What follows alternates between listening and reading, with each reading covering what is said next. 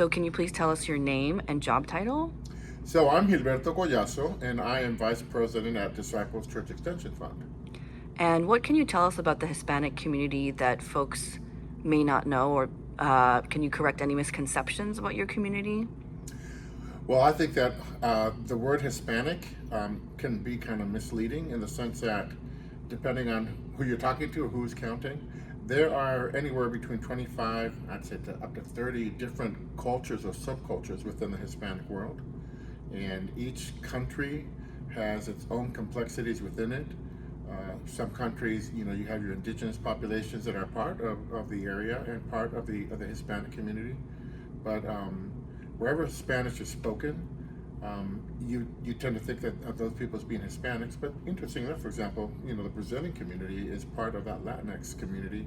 So it's a very different narrative for anybody, for whatever country that person might be from. So I think that's something that a lot of people don't think about when they think about Hispanics.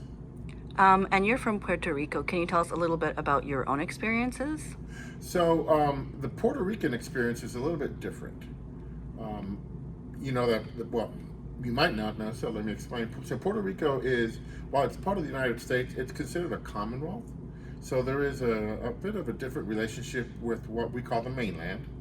But Puerto Ricans are born American citizens and have access to traveling without a passport to the mainland, and have access to a lot of the same services as anybody else who is an American citizen.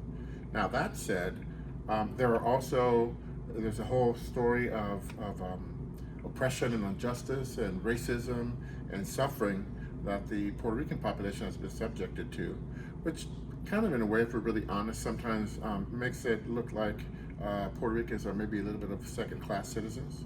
But nevertheless, I have to acknowledge that probably our struggles have not been on the same level as the struggles, say, of many of our Hispanic brothers and sisters from the countries including Mexico, Central, South America, and even the Caribbean. And on a lighter note, what is your favorite food from back home?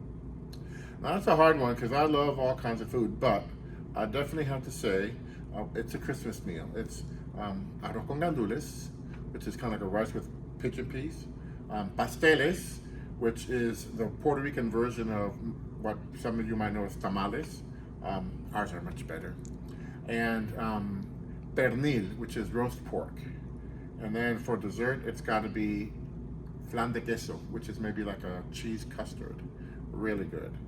And of course, the national drink in Puerto Rico that you take it down with, Diet Coke. So Sounds delicious. Can't wait to is. try it. It really is. All right. Thank you so much, Alberto. Of course.